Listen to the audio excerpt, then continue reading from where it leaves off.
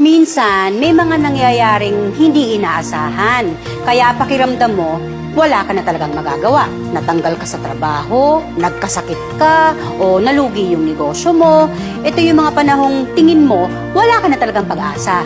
Pag nangyayari to sa'yo, dapat isipin mo, pagsubok lang to. Dumadaan talaga pero malalagpasan ko to. Tandaan natin, kapag may nawala, may kapalit.